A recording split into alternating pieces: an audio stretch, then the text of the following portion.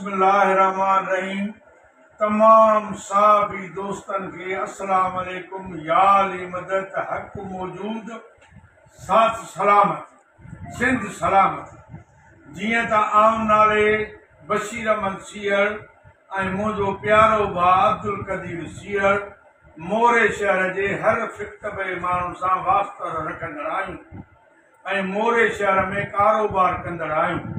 कॾहिं बि कंहिंसां नाइंसाफ़ी नाजाइज़ी न कई आहे, न करण जो सोचूं था।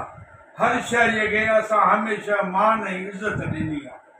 हाल हक़ीक़त हे आहे त साईं असां कुझु वक़्तु अॻु ई पहिरीं रेहान हशमत कुरैशी ऐं हमाद मुज़म्मल कुरैशी राजपूत खे सीहड़ ॻोठ देह मोरो जे सर्वे नंबर 608 जी टोटल एराज़ी 3 एकड़ 22 विसा आहे, जंहिंमें असां बिस्मिल्लाह स्मार्ट पंहिंजो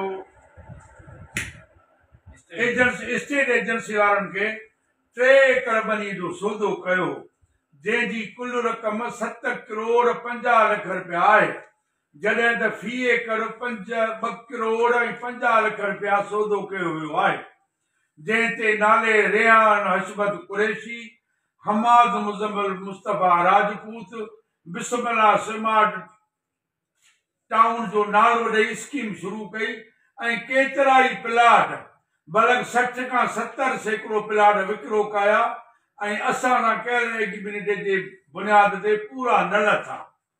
लिखत मूजिब ॾिनल चेक पर जाली साबित थिया, जंहिं ते असां ॾेखारियल बैंक मैनेजर खां मेमो लॻारायो। लिखत हुई त रक़म न ॾियण बैदि लिखी ॾिनो वेंदो, पर लिखी ॾिनो आहे त असां जेकॾहिं ॾिनल रक़म ते पूरा न लथासीं त असांजो सौदो कैंसिल आहे। हाणे उन्हनि जो असांखे ॾिनल ज़री ज़मान प्लाटनि सां को बि वास्तो न आहे। हाणे उन्हनि माण्हुनि जो जिन हिननि खां ज़री ज़मीन ख़रीद कई आहे उन्हनि जो को बि वास्तो कोन्हे, जिन ॾिनल तारीख़ जे बावजूदि रक़म न ॾिनी ऐं 2 रजिस्टरूं करायूं, पर उन जे बावजूदि उन्हनि ते एतमाद जोड़े न सघिया।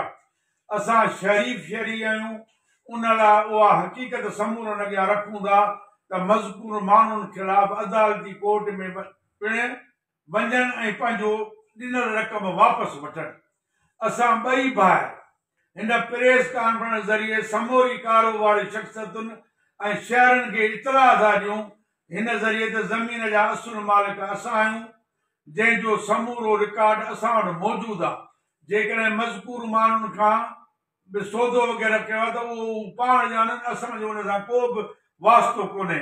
अॼु खां बैदि इन ई ज़री ज़मीन जंहिंजी एराज़ी 3 एकड़ आहे उहा कैंसिल आहे, असांजी ज़ाती मिल्कियत आहे।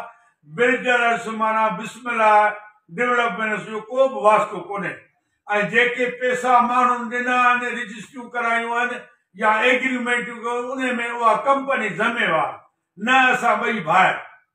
अहिड़ी लिखत मां पंहिंजी रज़ा ख़ुशीअ सां प्रेस वारनि जे अॻियां कयां थो ऐं उमेद थो ज़ाहिर कयां त सभु शहरी गॾिजी मुंहिंजी मदद कनि ऐं हुन फिराडी टोलनि खां पैसा वठी उन्हनि माण्हुनि खे जिन सां हुन ठगी कई। हू तमामु पुराना ठग आहिनि, उन्हनि जो सौदो ई ठगनि सां।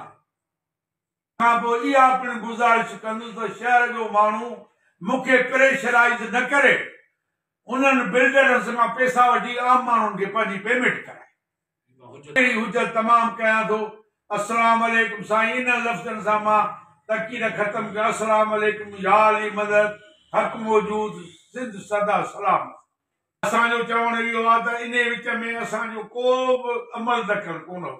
जेकॾहिं उन्हनि माण्हुनि पाण उन्हनि सां एग्रीमेंट कयो त उहो हुननि कया पंहिंजो बिस्मिल्लाह स्मार्ट एजेंसी वारनि सां। उन में न असां ख़बरवार आहियूं न असांखे ख़बर आहे। जेकॾहिं उन्हनि सां एग्रीमेंट कयो त हिन वक़्तु उहो उन्हनि माण्हुनि खां बिस्मिल्लाह स्मार्ट एजेंसी वारनि खां पैसा वठनि। असांजो उन में को बि वास्तो कोन्हे, न असां पैसा ॾेई सघंदासीं।